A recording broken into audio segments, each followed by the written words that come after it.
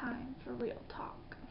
So I made this video because I don't see a lot of representation for interstitial cystitis on social media, and when I was first diagnosed, that was something I wanted and I needed, and I couldn't find much of. I think this can be something that other sufferers of chronic illness can find useful or helpful, or just something that they need.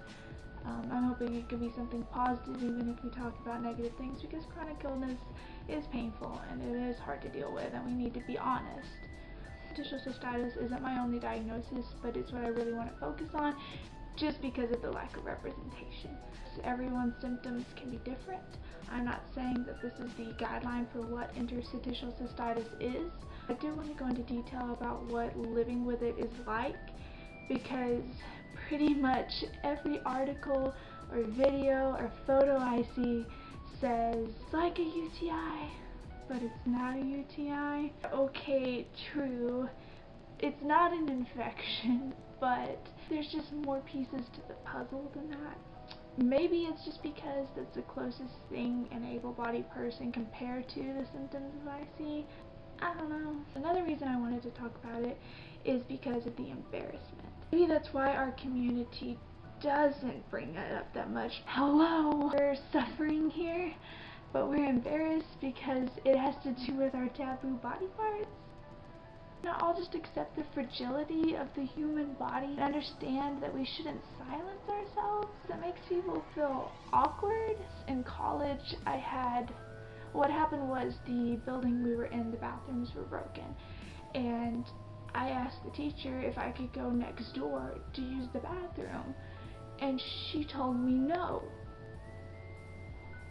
She knew about my condition, and I was on student disability, and she had all my paperwork, and she still told me no. And I was embarrassed because I was standing in front of a class of 20 people with my legs pinched together on the verge of tears, and you know what I did?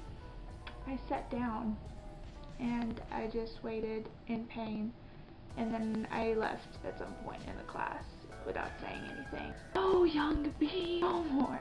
Because someone doesn't understand an invisible illness doesn't mean that we should suffer.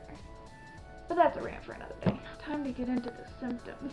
Inside of my little angry bladder, I have hematuria and agglomerations. These are basically hemorrhages in blood. The lining of my bladder is very insufficient at being a lining. I also have trigonitis, which I have my little bladder here to help me explain things. So trigonitis is basically inflammation of this part of the bladder and down into the urethra.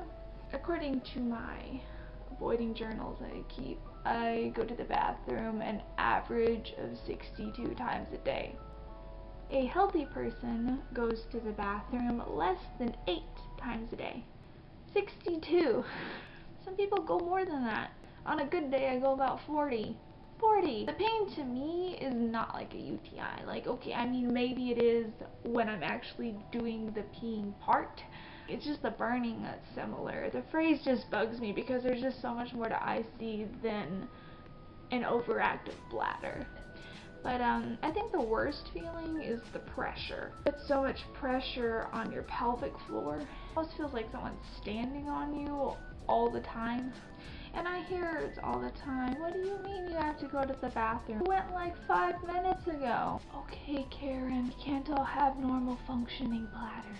Almost like there's a little demon inside of my bladder. And where do you think you're going? We're not done here yet. I'm gonna list some symptoms here. Along with urinary urgency, you will experience a mirage of symptoms, including but not limited to urinary retention, incontinence, leaking, fatigue, getting dizzy when you pee, always wanting to throw up, your lower back hurting so bad that you need help standing up sometimes. When you walk, it feels like 1,000 needles stabbing you in the vagina. If you have dude parts, discomfort in the penis and scrotum.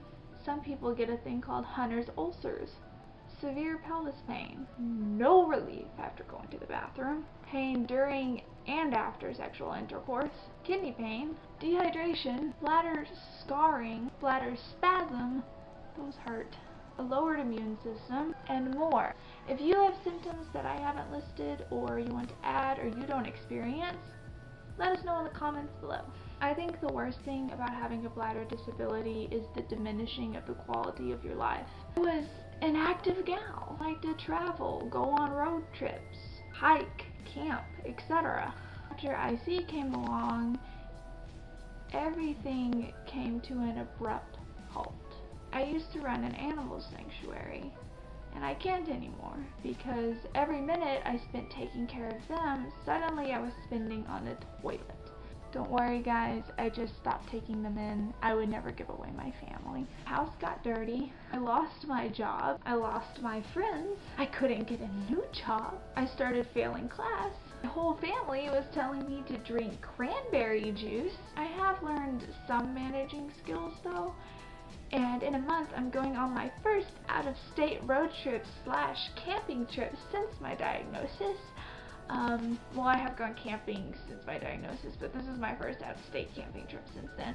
So hit that subscribe button to know how I manage getting through something most IC patients would see as a literal nightmare from hell. Slowly the sun started to rise on my bleak life. I got into a university, good, and really helped with my disability. My grades went back up.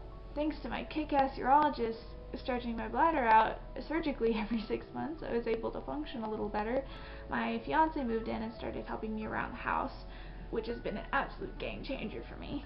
I started looking up, even on the days when things are really looking down. Now, I feel the pain and the symptoms I talked about every day, and I will feel them every day for the rest of my life.